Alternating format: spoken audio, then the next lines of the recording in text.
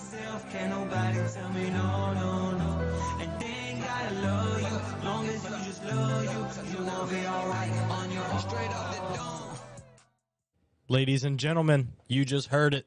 Off the Dome. Welcome to the Off the Dome Sports Podcast, your favorite sports podcast where two sports lovers give their hot takes off the dome. Shout out to Ezzy for that intro song. We've been using it for a little bit now, and we really like it. We're going to keep on using it. It's pretty properly named. It's called Off the Dome. So make sure to go give him a listen on Spotify. That's Ezzy, E-Z-Z-I. Go give him a check on Spotify, and he's on Instagram as well. If you're listening in right now, you're probably listening in on New Rock Radio. NewRockRadio.us, streaming the best rock music 24/7. Keep on listening to it, even when we're not on air, so you can hear some great rock tunes. Also listen to NewCountryRadio.us, streaming some great country music, over 1,000 songs on the playlist. Make sure to check that out. I love country music. You should too. If you're not listening in, it means you're probably watching right now, and you're probably watching on Radio House Studios, whether it be on Facebook, YouTube, or Twitch. It means you're probably checking us out on there, watching us live right now. We appreciate you. We want to thank our sponsor, Brignac Mortgage. Sean Brignac, President and CEO, assists in all your lending needs, residential, investment, commercial, doesn't matter what kind of property it is. He'll take care of that mortgage property. Check out Sean on YouTube at Sean Brignac and www.brignacmortgage.com. Thanks again to Brignac Mortgage and Sean for supporting the Off the Dome Sports Podcast and New Rock Radio.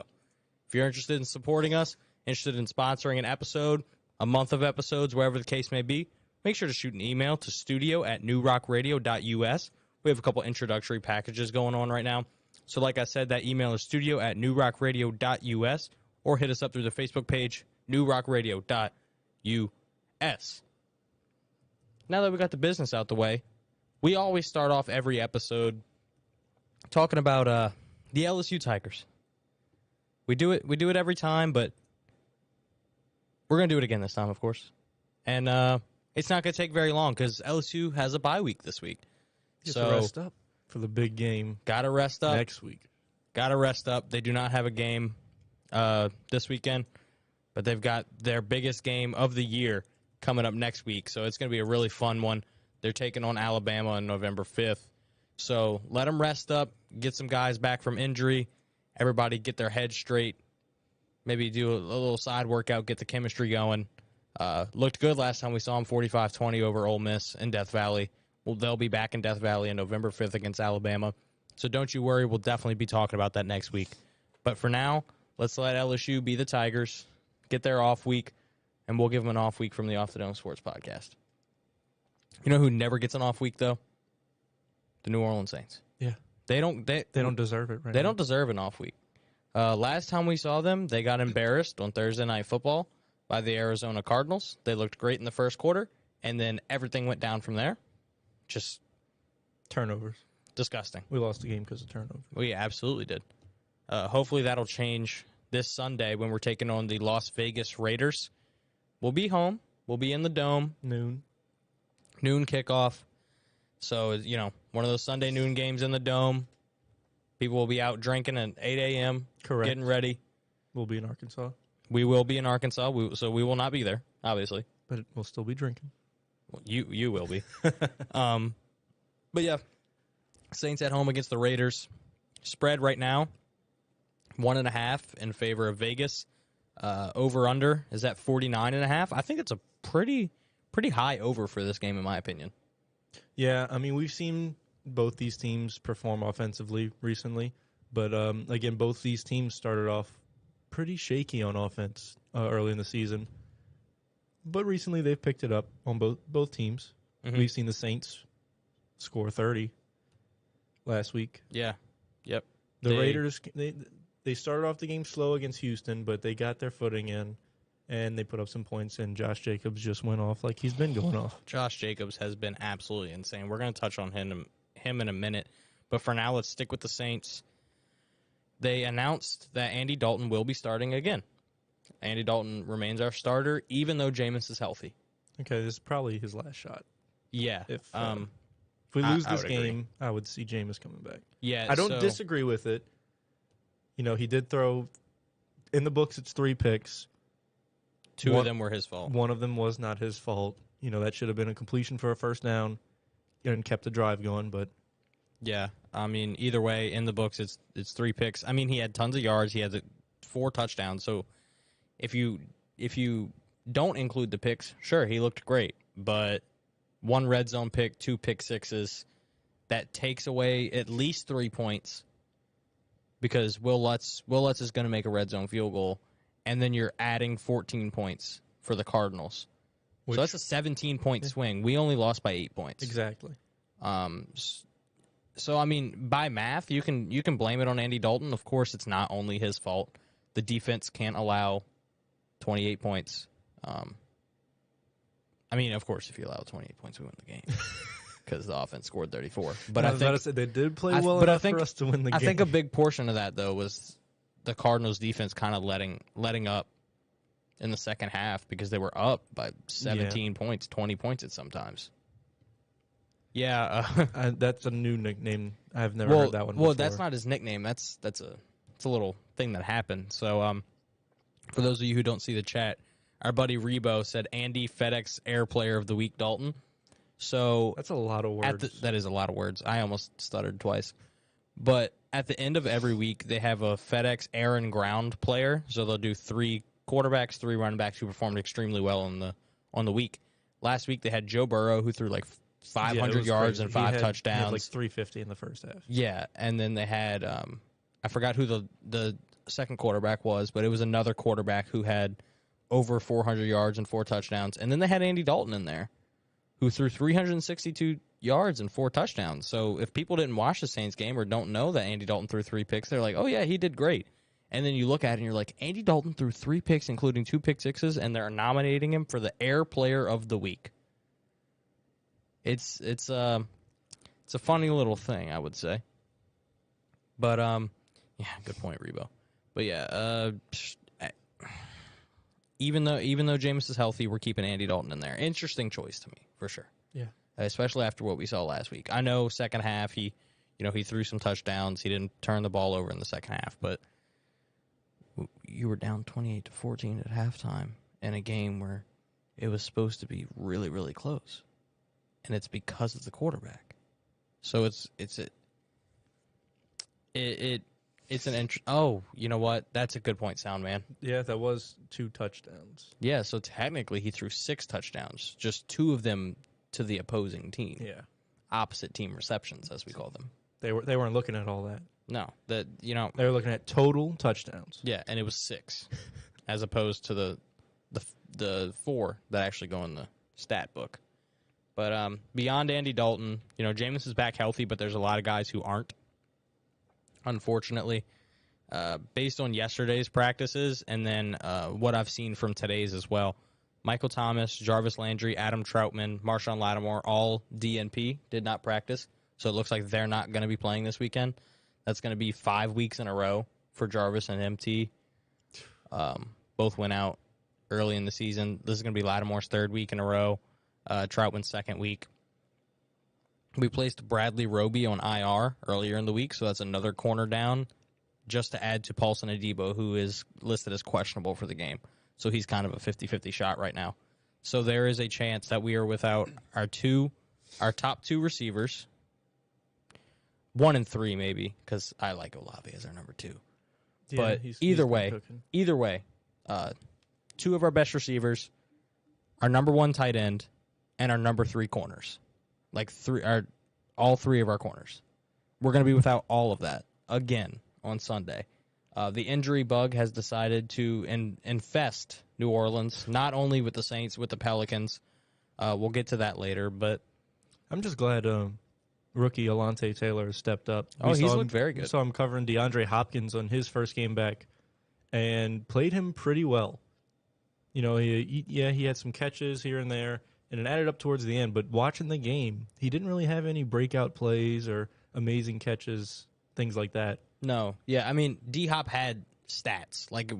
He had 10 catches, 103 yards. But it also wasn't only Alontae Taylor covering. Right, exactly. It wasn't a one-on-one Alontae Taylor on D-Hop the entire game. We had to play some zone. Bradley Roby was on him a couple times, and now he's on IR. And then not only that, but he didn't have a touchdown. We kept him out. We kept him out of the end zone. So it probably ruined some people's bets, and it gave the Cardinals less points, so can't complain there, I It gave me a guess. chance in fantasy, but I still lost to Miami's defense. Shout out Miami's defense. No. There's also some more bad news. This is a complete rumor. This has absolutely no backup to it whatsoever, other than social media liking to say things that may or may not be true. But there were some reports coming out today that Alvin Kamara is in trade talks, that the Saints are willing and looking to move him. I don't know how true it is. I'm not going to sit here and say they're doing it. I'm not going to say that Alvin Kamara is getting moved because I don't personally think he will be. But there are rumors going around that teams are looking into trying to acquire Alvin Kamara from the Saints. Yeah, a lot of people are saying that the Eagles are trying to, quote-unquote, Rams themselves to win a Super Bowl. Just get as many weapons as you can. That wouldn't be a bad move for the Eagles. I definitely wouldn't mind it because you and I both liked the Eagles coming into this year. Definitely be a big upgrade for them. Yeah, and not that Miles Sanders is some scrub, but Alvin Kamara, when he's healthy and has the ball in his hands, is one of the best playmakers in the league. We're going to talk about Alvin Kamara in a minute. Don't you worry. But, that would be heartbreaking if we yet again send a player to the Eagles. Feels like Mickey Loomis and Howie Roseman are best friends because Malcolm Jenkins has been there. Chauncey has been there. That's who we traded with in order to get Trevor Penning in the first round.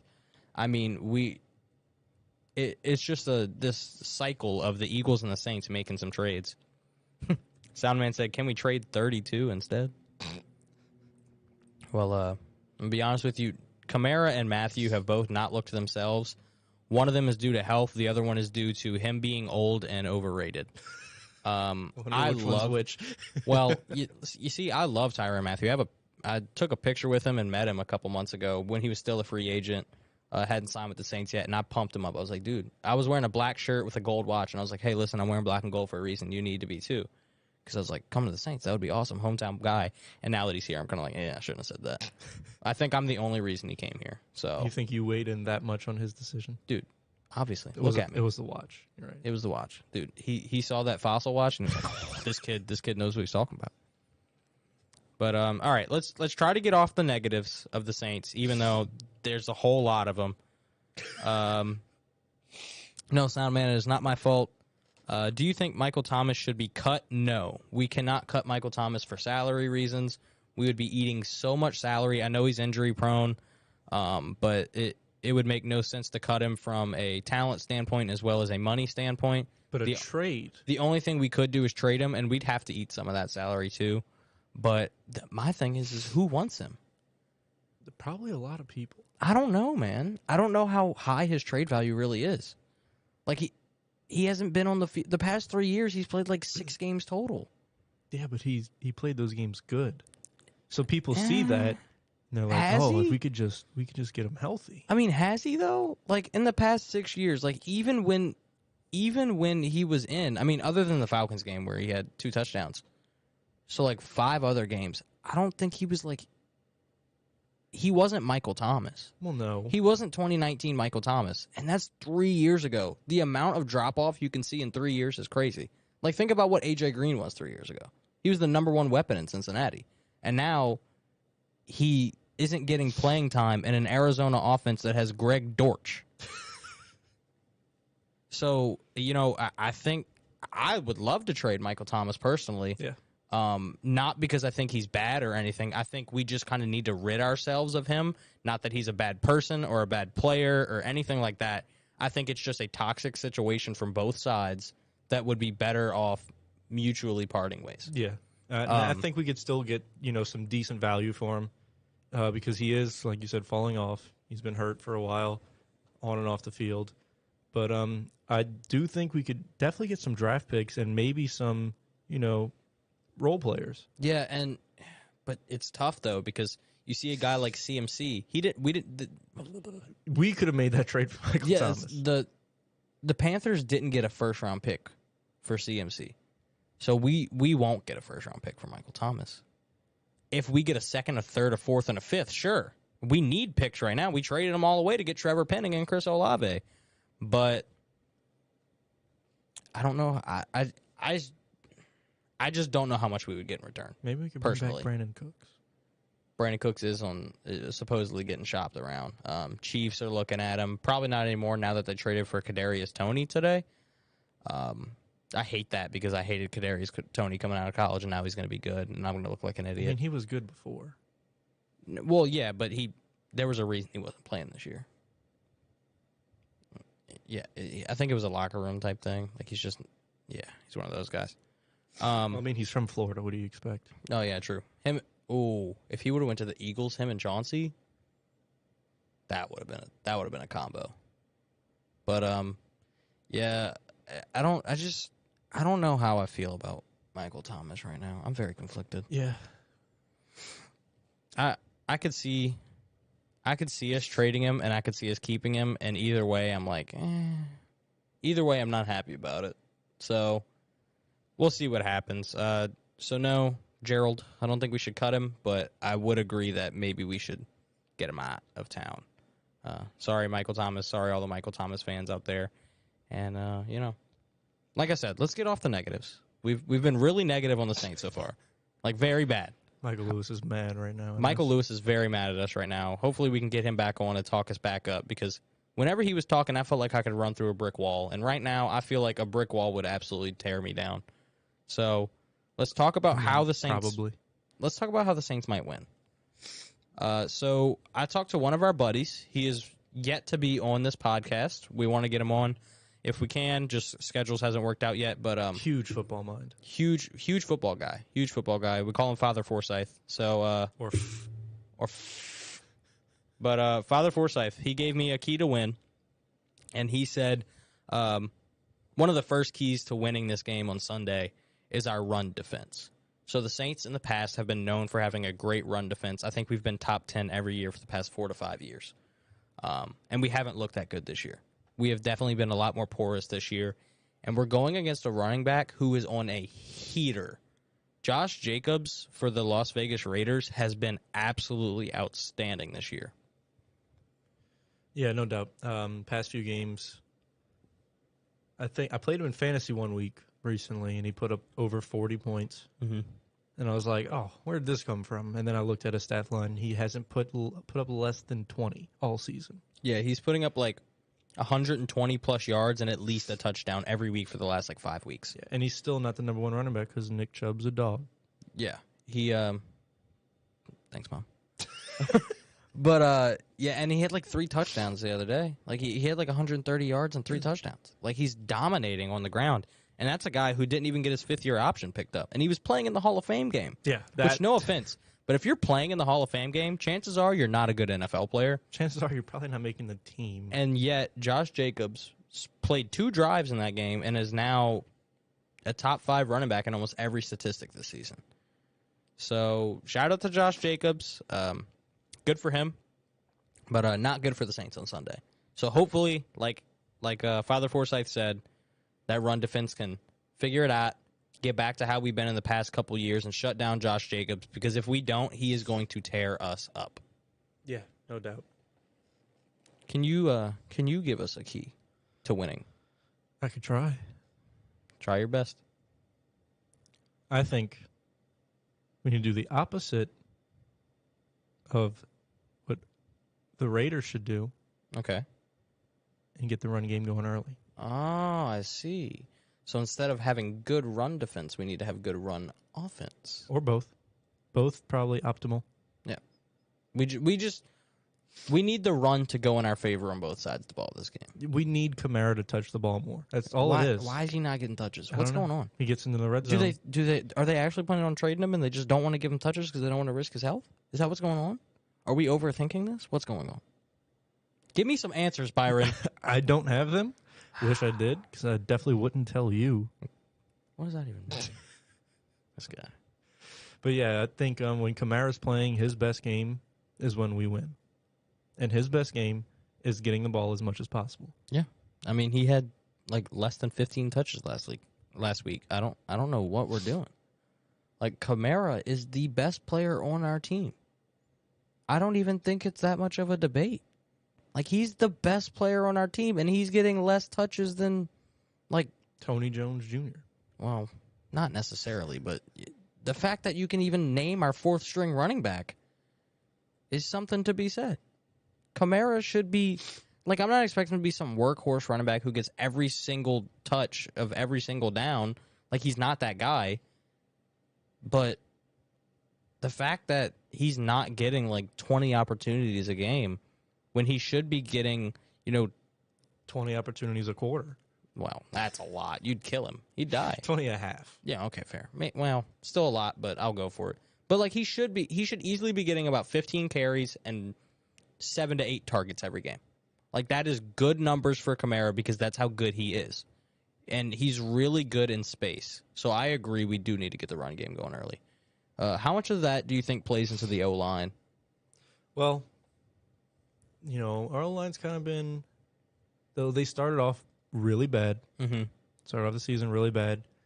And then stepped up in a big way. For the most part recently, we've seen pretty much a solid pocket when we're passing the ball and a solid run game going. I just don't know what the issue is. Does it come down to coaching? I think it comes down to coaching, personally. I do think it does a little bit. I mean, Dennis Allen's a good coach. Defensively, exactly. One of the best D coordinators probably in the NFL. Mm-hmm. Yeah, I mean, over the past 5 seasons, we were a top 10 defense every year. So I definitely think that Dennis Allen's a great defensive coach. I just something between the switch between Dennis Allen and Sean Payton, something did not click on the offensive side. Whether that be because Pete Carmichael wasn't ready to be calling plays, or everybody. I mean, we do have a lot of injuries, but still, the play calling itself just doesn't look right. So the first key was run defense. The second key was run offense. This one I'm a pivot to run middle. Run neutral. No. This one's not about running. This one's about the other side of the offense, the passing game. The most important position in football, the quarterback position. The punter. If you're Pat McAfee, yes. If you're anybody else, no. So my key is don't be afraid to turn to Jameis. Now, that is strange to say because Jameis looked very bad in the beginning of the season. We were saying the opposite. We were. We were saying don't be afraid to turn to Andy Dalton. But Andy Dalton hasn't proved to be that much better, if at all. Like, I know he's putting up stats, but we're not winning games. They both have one win. Exactly. And the game that we won with Andy Dalton was his worst game statistically. Well, Taysom did have 4 touchdowns. That's what I'm saying. Is like you can't say, "Oh, Andy Dalton won that game" because Taysom won that game. And I mean, the Falcons game, Jameis was terrible the first 3 quarters, but in that fourth quarter, he stepped up and he looked really good. Also, in the Falcons game, first 3 quarters, Taysom was our only offense, and yet we somehow won it. So maybe Taysom is the key. Maybe that's what we're finding out. But that's our 4th key. So we always give 3 keys. 4th one, 2 words. Taysom Hill. But, yeah, my key was don't be scared to turn to Jameis. Andy Dalton's turning the ball over just as much, if not more, than Jameis Winston was. I mean, like we said last week, he had a red zone pick and 2 pick sixes. Whether one of them was his fault or not, you look back at the game, he threw a pick six. It's what happened.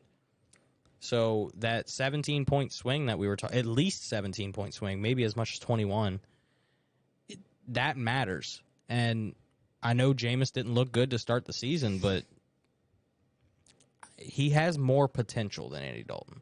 Andy Dalton is a safer option, I believe, but the risk-reward is so much higher with Jameis Winston.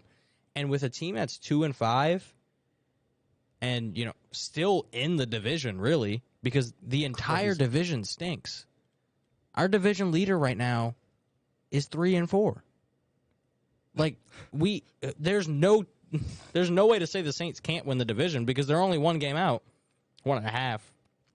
But if Andy Dalton's not getting the job done at halftime, send Jameis out there in the second half. See what happens. Because if Andy Dalton's not winning games and Jameis doesn't win a game, then you don't lose anything. You know what I mean? Like, I just feel like the reason Jameis was out in the first place is because he was injured. He had 4 fractures in his back. Dennis Allen said this week, Jameis is back and he is healthy, and we're still sticking with Andy. What message does that send to Jameis? That he's not good enough. Exactly. So are you going to win? I don't think there's any good that comes out of telling the guy who came into the season, the starting quarterback, telling him he's not good enough. I think there is. I think don't it'll know. put a fire under his ass. And then you put him in and he wins games. Exactly. So why not put Jameis in is my question. Why do we not give Jameis another shot now that he's healthy? If he was unhealthy, that would be one thing. I wouldn't be saying anything about Jameis Winston right now. But the fact that they said and he said that he's healthy, you got to put him back in just to give him a shot. Because if Andy Dalton was winning games, again, completely different story. But Jameis Winston and Andy Dalton won the same amount of games as our starting quarterback.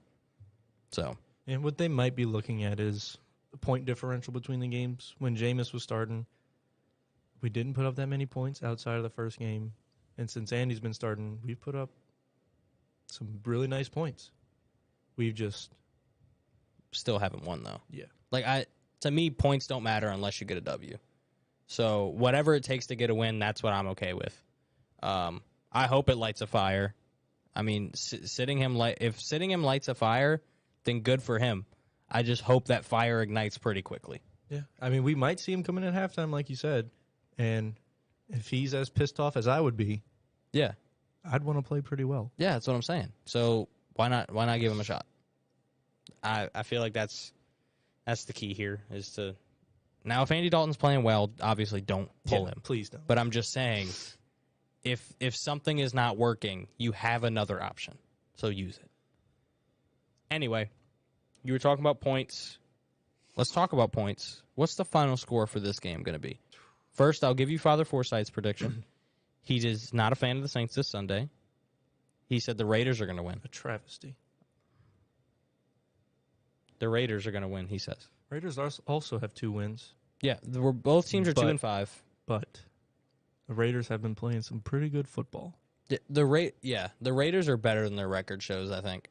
I don't want to say they played some good teams because It's not like they've been playing like fantastic teams, but like they've just been on the unlucky side of the ball at the end of many a time. many games. Yeah.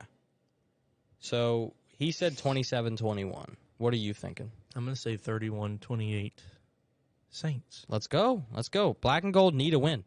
Hey, we need a win. And last time I was talking about how bad we need a win, it was against the Seahawks. I said if we lose this game, our season's over.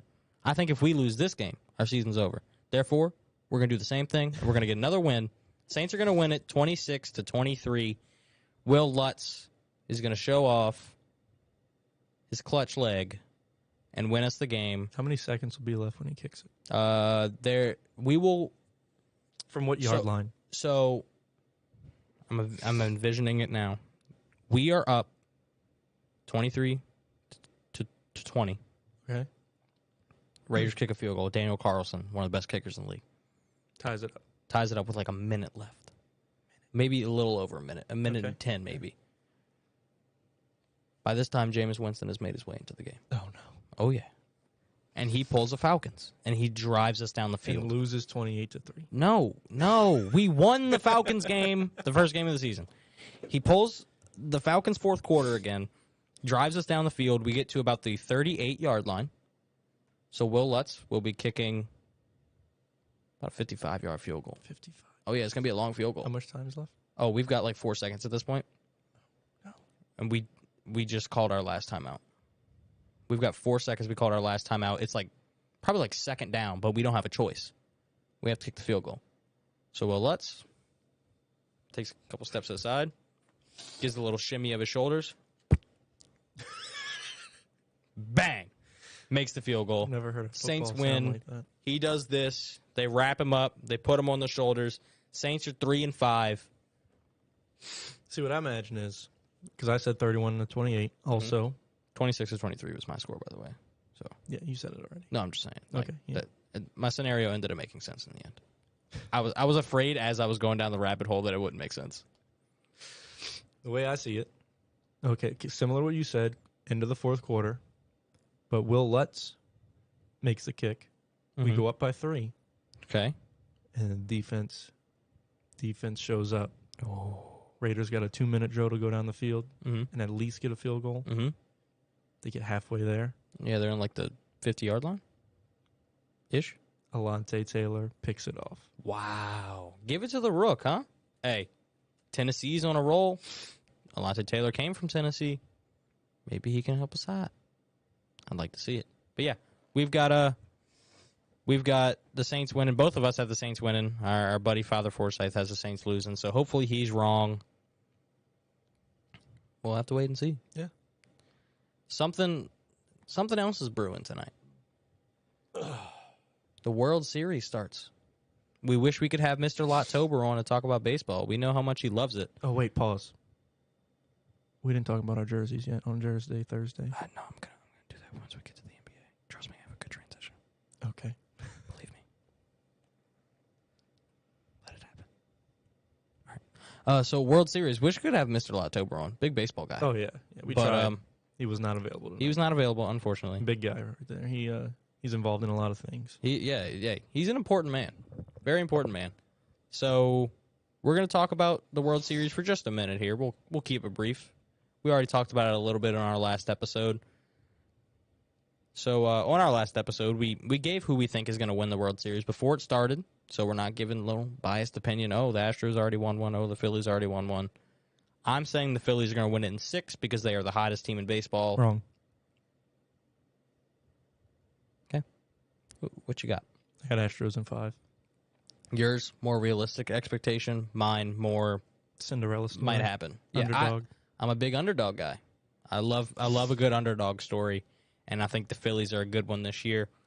Tonight, well, not even just tonight. Over the whole series, we both agree that it's going to be a pitching battle. Oh, yeah. That's how this series is going to be won, is through the pitching, because both teams have a really, really good pitching game. Yeah, at least for the first few games, I'm predicting very low-scoring games because both sides have pretty good pitchers. Astros, I think, have the better ones.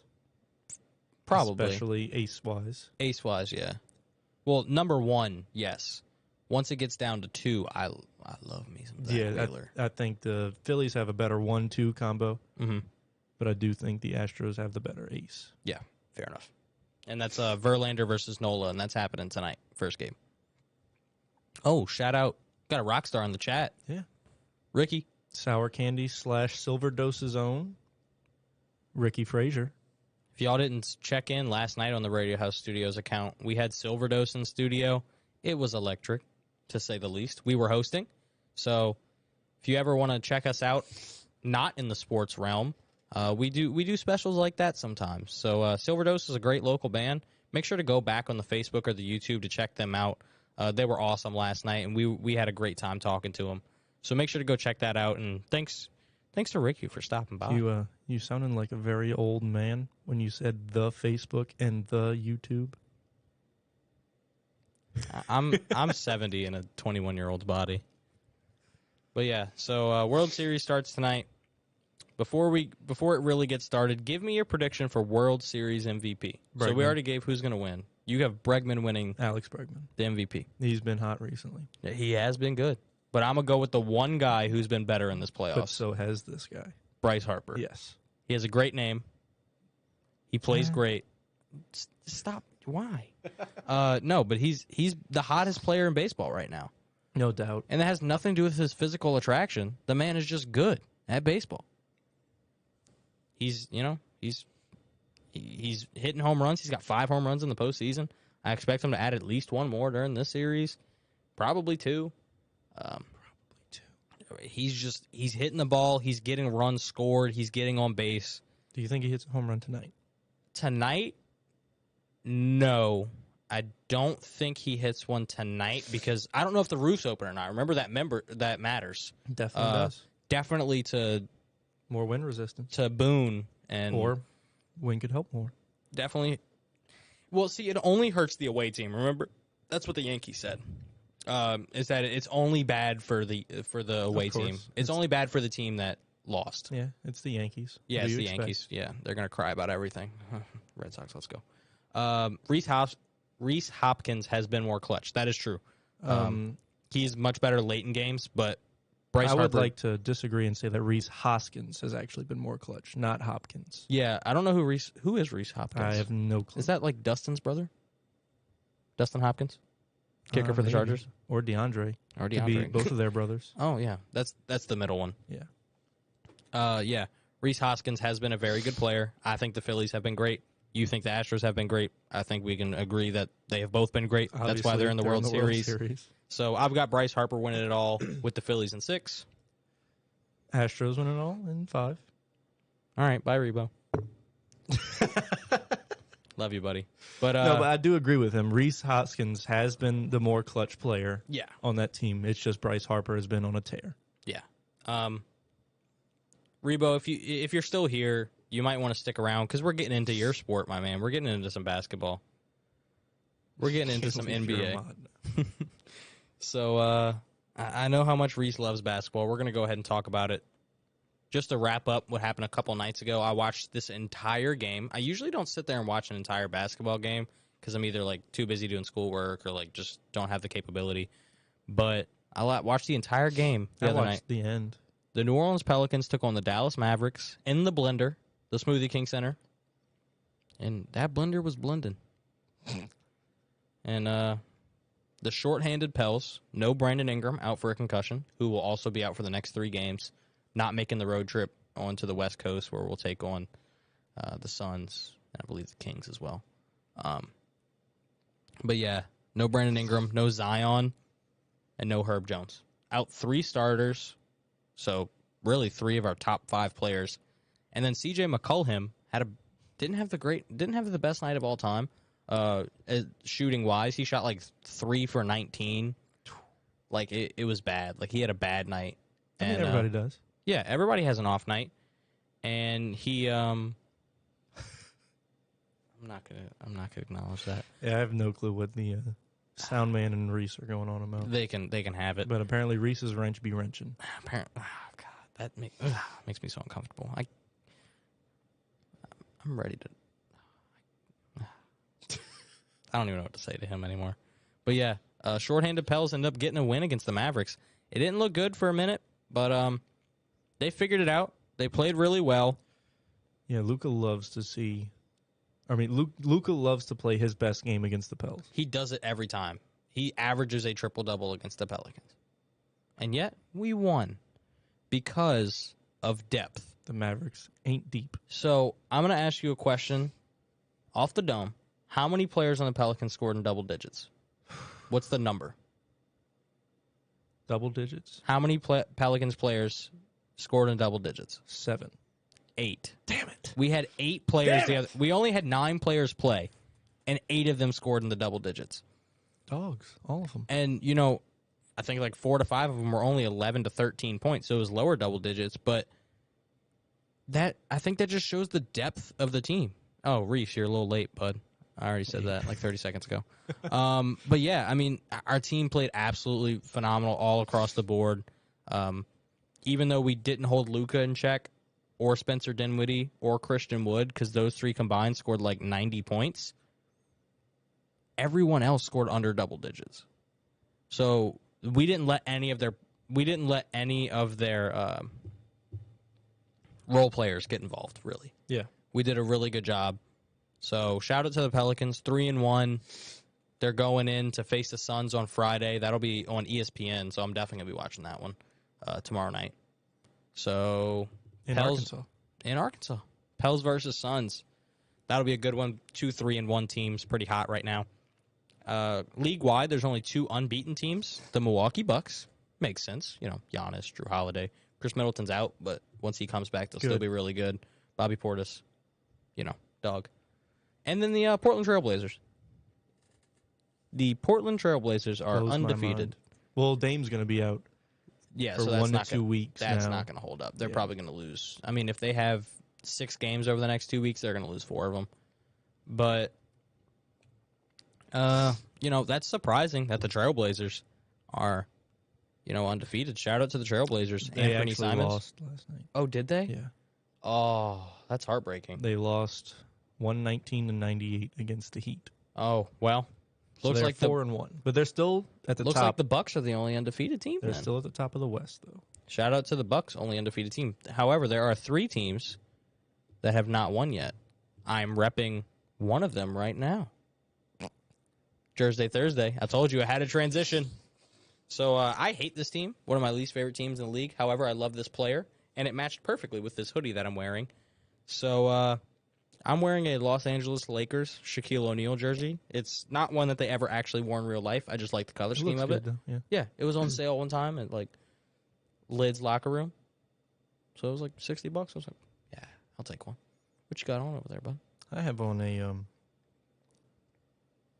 Washington Commanders Troy Apke jersey. Who's Troy Apke? For the Not people a who don't very know. well-known player. Yeah.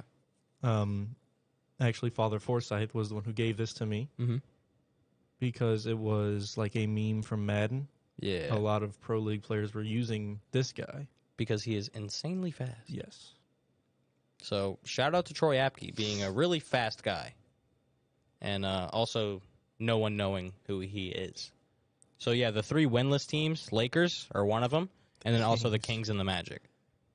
So in both of these groups, whereas like it's Magic's 0-5. the really good teams and the really bad teams, you have ones that you're like, oh yeah, that makes sense. And then they have one that stands out there like, dang, they really like that? The Lakers, they really stink. Like they're bad. Even the bad. Spurs are 3-2. Even the Spurs are getting wins. The Jazz are getting wins. The Jazz are 4-1. I mean, everyone's getting wins except for the Lakers and the Magic. So, well, and the Kings. However, the Blazers Mm-hmm. are the only team in the West that are 4-0 in conference play. Ah, I knew they were undefeated somehow. Well, and the Bucks are 2-0 in conference play. Yeah, the Bucks just haven't played many games yet. They've only played 3. Everybody else seems to have played 4 to 5. But yeah, the Lakers stink. Makes me very happy. They got blown out last night. I think Soundman ended up hitting on that bet, right? Soundman, give us in the chat. Did you hit that bet? The Nuggets parlay. But I think yeah, he took the Nuggets money line in the under, right? If I'm not yeah, I'm mistaken. pretty sure that hit. Yes, He did. I told him to, and he did it, and it worked. First time I ever hit a bet without putting money on it. Very interesting fact about the Lakers. Pelicans, from the Anthony Davis trade just a couple of years ago, Pelicans have their pick this year as an unprotected pick swap, meaning if the Lakers end up with a higher pick than we do, we swap the picks, and there's no protection to it. Mm-hmm. It could be the number 1 overall pick, where we get And it's Victor trending- Wembanyama. It's trending that way. 18-year-old out of France who's a 7'3" Giannis with a 3-point shot. He does everything. Like, it's insane. So, I just want to imagine, we've got the best center in the league, with the best power forward in the league, with the best defensive small forward in the league, with a shooting guard who's 6'9" and can play the 1 through the 4, and then CJ McCollum at the 1. That's going to be a dangerous lineup when the Lakers go 0-82 this year. Winless all year. Bro, who are they going to beat? Then you have them at your 10 spot. Yeah. But I also had the under on their wins. So Me too. I would rather them go 0-82 and me be wrong about the playoffs and just relish in the fact that we creamed them in that trade. We absolutely fleeced them. It's already like that. Well, because we got Brandon Ingram, CJ McCollum, Jackson Hayes, Trey Murphy, Larry Nance. Herb Jones, And we still have like 3 more picks from them. and yeah, we still have 2 more pick swaps and 2 more picks to go. It's absolutely okay. Calm down, Woodrow. It's absolutely insane that all we gave them is Anthony Davis, and we're getting all this in return. Who has not played well. No, he did you see him get hurt hanging on the rim last night? He was hanging on the rim after a dunk and like pulled something in his back. When is Hayes going to prison? I don't know. It's good. It's a good point. He's going to do something eventually. Run Vic at the 1 and bench Herb for What Miles is he Turner after they trade him at the talking about? deadline. Reese wants to push this theory that we should trade Jonas Valanciunas and Jackson Hayes for Miles Turner. I think it's a terrible trade. I He thinks it's a agree. great trade. I don't see I mean, I would like. defensively it makes sense, Yeah, but we lose so much offense Yeah. in that trade. I'd like to keep Jonas, but I wouldn't mind giving up I have no problem giving up Jackson Hayes because we're not going to keep him. Turner. Yeah, like I agree with Reese on the fact that we need to get rid of Jackson Hayes and upgrade, but getting rid of Valanciunas to get somebody who is almost a liability on the offensive side of the floor, just because he's good at defense, is like getting a bad Rudy Gobert. Like I don't want a bad Rudy Gobert. Or getting Rudy Gobert. But anyway, the NBA, it's looking good for us so far. Something that we hope looks good for us this weekend is some bets. Hoping to make a little bit of money.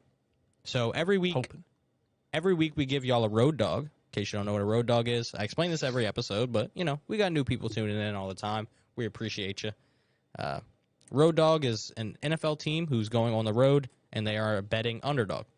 Hence, road dog. Start us off with your road dog for the week. Interesting choice of jersey. Wore this jersey for a reason. My road dog is the Commanders Let's go. at the Colts. Spread Okay. is +3. Colts just benched Matt Ryan, For Sam Ellinger, who was bad in college. and is probably going to be worse in the NFL. Probably going to throw some picks. Washington's, for a very long time, had a pretty good defense. Mhm. I'd say top half of the league. Yep, for sure. So you can get that at -115. I like the Commanders to win this game. I don't mind that. Playing backup, Taylor Heineke and Sam Ellinger. Taylor Heineke, I don't know if you saw this, but he has the most boss move of all time. Every time he beats a team in the NFL, he buys Jordans the color of that team. Wow. It's really cool. Is that a Mountain Dew down there? You got a Mountain Dew down there, bud? Does indeed seem like there is a Mountain Dew in Studio A of Radio House Studios. Shout out to Mountain Dew. Yeah, we're not Not a sponsored sponsor yet. But yeah, I like that Commanders bet. My road dog, Giants at Seahawks. The Giants are 6-1 somehow. and they are underdogs at +3. You can get that at -112. I don't like that the Giants are as good as they are. I don't think they're going to remain as good as they are, but they keep winning games somehow, and I'm not going to bet against them. Might as well bet on them at this point. So yeah, I'm going to take the Giants to cover a spread. When you're 6-1 and you're an underdog, that just screams bet to me. So I like the Giants at +3. The only thing is, they might not make the playoffs, even though they're 6-1, because of the division they're in, the NFC Beast. Oh yeah. That division goes crazy. It's what everyone thought the AFC West was gonna be. Mm-hmm. Yeah, and then the AFC West kind of stinks. They've got 2-5 teams, a 4-3 team, and I mean the Chiefs are great, but my prediction was all 4 of the AFC West teams were going to make the playoffs. Yeah, I knew that wasn't gonna happen. Yeah, I knew it wasn't either, but it's worth a shot. I would have sounded really smart when it did happen. But anyway, moving on from tonight, which we're going to get to in just a little bit. Moving on to tonight. I phrased that wrong. Moving on to tonight, Now which we're he's going to got cover it. a little bit later. We did a Friends of the Pod parlay. So, we have our little friend group. Guys you all know now, Father Forsyth, Mr. Lottober, and Rebo. We've got our little friend group, and we decided to all put together a leg in a 5-leg parlay for tonight's game, Ravens versus Bucks. We're going to cover it in just a minute. You stay tuned. So, Byron, why don't you give your leg first, and then we'll go through the rest of them. So I took Lamar Jackson anytime touchdown. It's a good bet. We've seen him do it week in and week out. Mm-hmm. Yeah, he scores. He runs the ball a lot. I feel like that is the safest option in tonight's game. Yeah. Speaking about running the ball a lot, Father Forsyth had Lamar running for over 50 yards. He took Lamar 50-plus rushing. So, I think that's also a good bet. Lamar runs the ball a lot. They need him to run the ball a lot. I need him to run the ball. And it'll probably happen. It seems like he does it every time. My leg I put in was Mike Evans, 50-plus yards. The Ravens are giving up a lot of yards through the air, which kind of contradicts the leg. You'll see in a second. But The Ravens defense has not looked good this year, and I have Mike Evans on my fantasy team, so I kind of need him to do well. I think he can get at least 50 yards. Okay. Why don't you give us Rebo's leg? I know what this one was. Yes. He has Mark Andrews anytime touchdown. He does. He was trying to decide between Lamar and Mark Andrews, and once I told him you had Lamar, he was like, all right. Which, I mean, normally Reese's picks are kind of, They're kind of bad. He usually doesn't hit. But I know. can definitely see this one happen. Oh, yeah, for sure. Mark Andrews always finds the end zone. And then lastly, the one I said kind of goes against my Mike Evans 50-plus yards, which doesn't really. Lott picked Brady under 278. I mean, Mike Evans can have more than 50 yards, and Brady end up under 278. Those are definitely not like mutually exclusive. So full parlay tonight we've got going on: Lamar Jackson anytime, Mark Andrews anytime, Mike Evans 50-plus receiving, Lamar 50-plus rushing, and Brady under 278. If you put all 5 of those in a parlay, which we did, bet $10 on it, the odds are plus 5,525. Jeez. So if our parlay hits tonight, we will win a total of $552. Reese said you didn't hit once. That's not true. I want to know which one of us he's talking to because I have never not hit on these. I haven't hit my last 2, but we've done it every week since the second week of the season. I didn't hit my last 2. The first time we did it on that Buccaneers-Cowboys game, he's the only one who didn't hit. Let us remind him that he had Leonard Fournette going over on the yards, and he got -3. So I don't want to hear anything from Rebo. He needed 60 from... He needed gave us 60. He got -3. Thanks, Reese. Salman also gave us a parlay for tonight. Oh, yeah, he did. What'd he say? He took the Ravens spread, which is at +2, Mm-hmm. and the over, which is at 46. Odds on that is +264. That is a beautiful bet. I agree with That is both of a those. much safer parlay. I agree with both of those very easily, Soundman. So hopefully you hit that, and if you hit it, give me a little bit. I need it. But yeah, rolling smooth on in to the Thursday night football game that's coming up in just a little bit.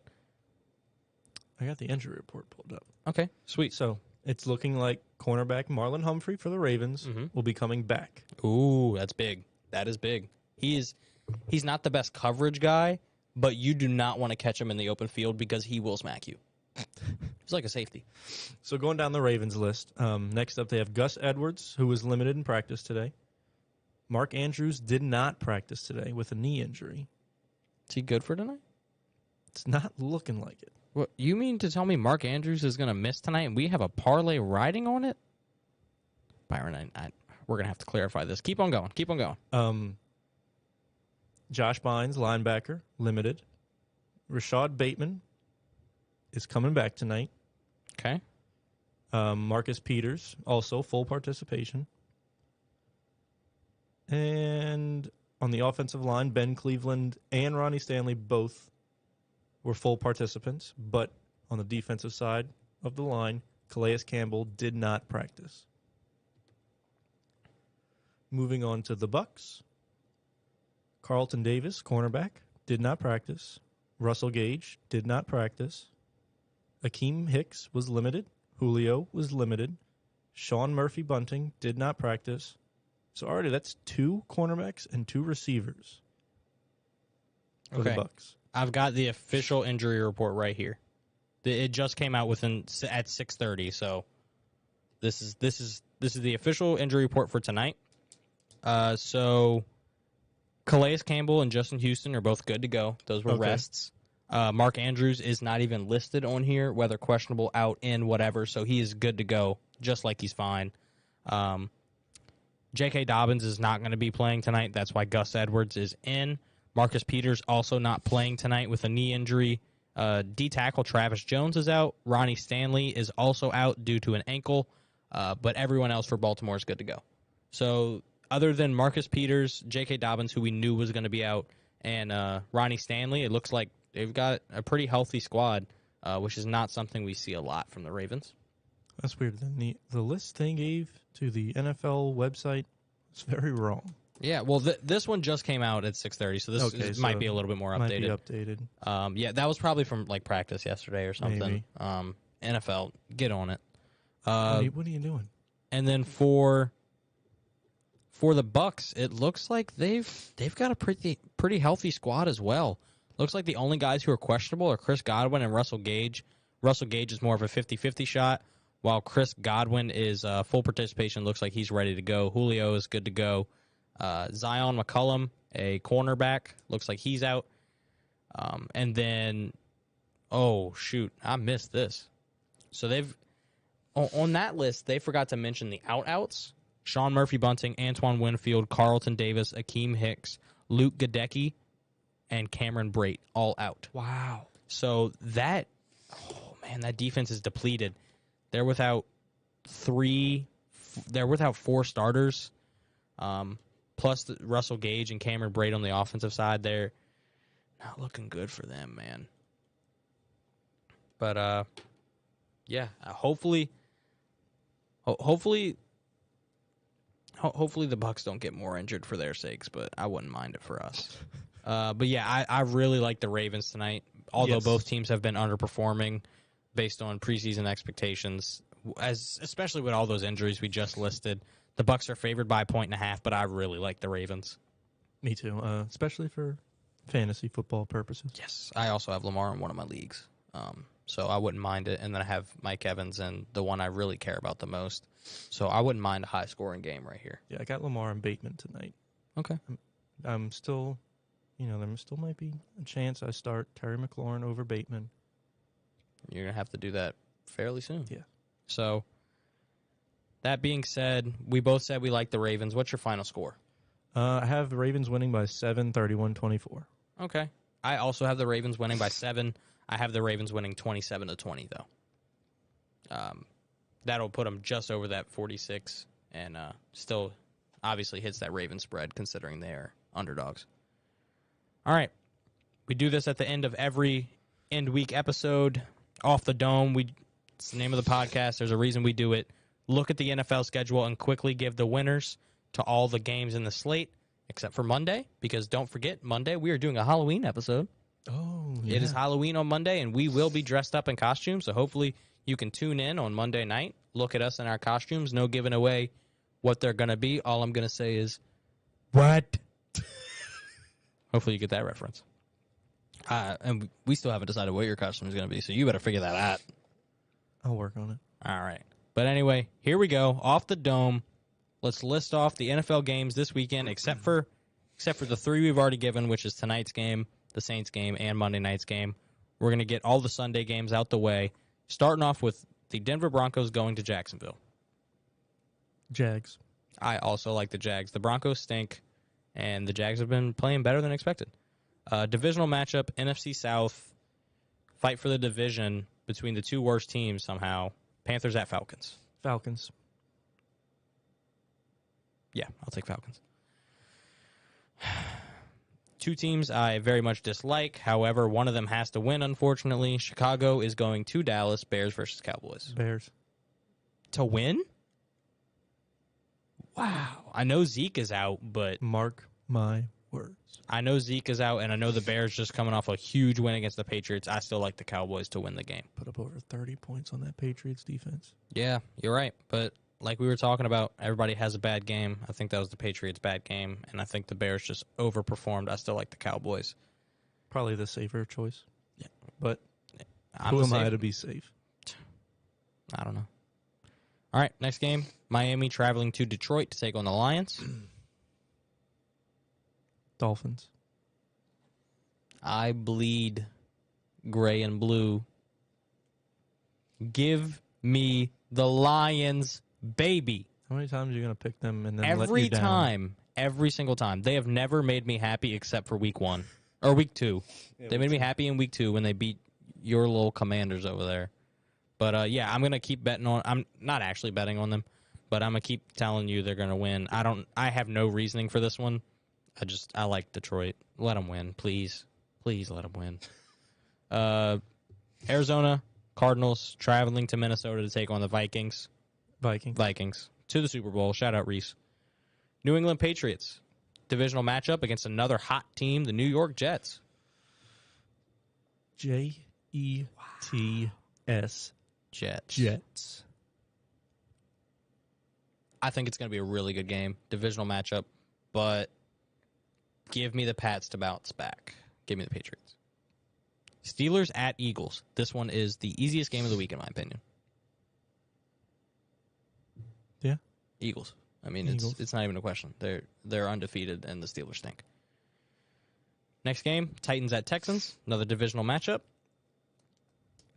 Titans. Give me the Titans as well. Commanders Colts. Commanders. I will take the Commanders as well. Ooh, really good game here. One of the hottest rivalries in the NFL the past couple of years. 49ers at Rams. It wasn't a good game last time they played. No. 49ers to win. Thank you. Goodbye. Last time, I think 49ers won the last time, right? Yeah, it was earlier this season. Give me the Rams this time. I don't think the 49ers sweep it. I have no reason to pick the Rams because they stink, but I'm just going to go with the Rams. 49ers sucked last week. That's my go-to. Giants at Seahawks. I already picked the Giants. Seahawks. Fair enough. And then Sunday Night Football, a game, if you saw it before the season, you'd probably think it's two undefeated or like one-loss teams going against each other, going to fight it out on Sunday Night Football. However, that is not the case. We've got the Buffalo Bills, who is that team, against the Green Bay Packers, who absolutely stink. Yeah, I mean, it's with that receiving core, you got a lot of trust in those rookies, or you got a lot of trust in those really old guys. Mm-hmm. Sammy Watkins and Randall Cobb, two very old veteran receivers. Yeah, they've got two rookies and then two like 50-year-olds. Makes no sense. But yeah, I'm taking the Bills. Bills. Yeah, they just released the thing for their new stadium too. Very nice. Has nothing to do with this game, but I just thought it was nice. Got a new stadium coming up. So that's our picks for Sunday. We gave you our picks for tonight. We talked about a little bit of baseball, what's going on with the World Series. We talked a little bit of basketball, what's going on with the Pels. So good episode. We love talking about the sports. About the sports. Whether you're listening on New Rock Radio or you're watching on Radio House Studios, we really appreciate you. Like I said, make sure to go check out what we did last night with Silver Dose. Did a little interview and jam session with them. It was absolutely awesome. Thank you for watching the Off the Dome Sports Podcast. We'll we be really back, hope you enjoyed. Next week, Monday, For sure. Friday? Is it Friday? I think it is Friday. Yeah. It should be Monday and Friday. We will definitely. I'll be working nights Wednesday, Thursday. Okay, sweet. So Friday. it'll be Monday and Friday next week. Monday's that Halloween episode. So we'll be in costume. Hopefully you're in costume too. If you're in costume too, let us know. Let us know what you're dressing up for as Halloween. We'll address it on the show. Yeah, talk about what our listeners are. You could post Put it a in the pic. comments Yeah. on Facebook. We'll make so yeah, that's everybody's homework at home. We're gonna make a post on Monday. Costume contest in the chat. Ooh, that would be good. We're gonna make a post on Monday on Facebook and Twitter. If you are on either of those platforms, make sure to drop in the comments what you're dressing up for Halloween. You can either write it or show us a picture, and we'll do a costume contest in the chat. And winner gets a shout out on the show. Yeah, definitely bonus points if you send a picture rather than type it up. And bonus points if it's something that has to do with sports too. Or make us laugh. Or I love a good laugh, and I don't like scary stuff, so don't dress scary. But my costume will be great. What? Anyway, thanks everybody for listening. I know we kind of went on a little ramble these past 30 seconds, but thank everybody for listening. NewRockRadio.us. Make sure to listen to it at all times. We've got the Off the Dome Sports Podcast on there. Great specials like we had with Silver Dose last night. Make sure to check us out on Radio House Studios, Facebook, YouTube, Twitch. You can go back and watch us at any time. Make sure to check us out on Facebook and YouTube as well. We've got our own channels, Off the Dome Sports Podcast. So thank you, everybody, for listening in. Thank you for watching live. Thank you for if you're watching us on playback right now. We've talked about some sports, and now it's time for you to go watch some Thursday Night Football. Ravens versus Bucks. We'll be watching it ourselves. Stay tuned. We'll see you on Monday. Cheers.